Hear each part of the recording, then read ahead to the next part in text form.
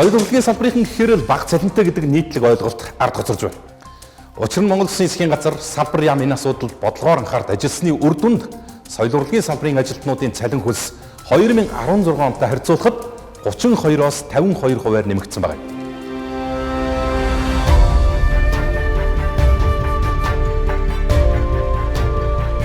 Соёл урлагийн салбар чи өөрөө онцлогтой маш удаан хугацааны турш үйл ажиллагаа явуулж иж өөр бүтээл нь гардаг байгууллага учраас бидний энэ онцлогийг үнэлээд бол энэ шатаараас арга хэмжээ авч байгаа нь бол маш сайжралтай. Цаашдаач манай энэ урлагийнхан соёл урлагийн салбарынхаа цалин хөлс нийгмийн баталгааг сайжруулах чиглэлээр засгийн газраас бол онцгой анхаарч ажиллах болно.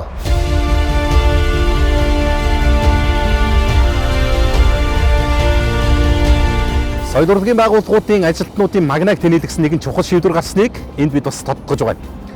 Соёл урлагийн байгууллагууд тодорхой төлөвлөгөөний дагуу олсон бүх орлогоо төсөвт тушаачдаг. Өөрөөр хэлэх юм бол хэдий сайн ажиллаж хэр хэмжээний орлого олдлооч бүгдийн төсөвт өгдөг учраас ямар ч эрх мэдлгүй ажиллаж ирсэн юм. Энэ нөхцөл байдлыг өөрчилсөн шийдвэр 2019 оноос засгийн газар гаргаж хэрэгжүүлснээр албажиж эхлээд байгаа юм.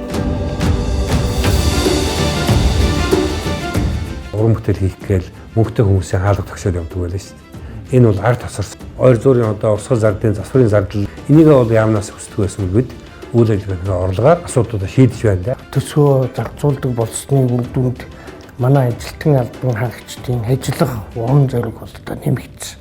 Тэгээд жилдээ нэг 3-аас 5 сая төгрөг одоо бид сайн ажилласныхаа үр дүнд одоо гар дээр тавьж байгаа. Зөв зүйтэй шийдвэр гарсан юм гэдгээс амьдрал дээр тоон үзэлтээр бол харуулж ирсэн байгаа. Төсөвт 3.2 тэрбум төгрөгийн орлого төвлөрүүлдэг байсан бол 2019 онд энэ орлого маань 6.9 тэрбум болж өссөн. Цаашдаа энэ орлогыг бол 10-15 тэрбум төгрөг болгож нэмэгдүүлэх бол бүрэн болцоотой.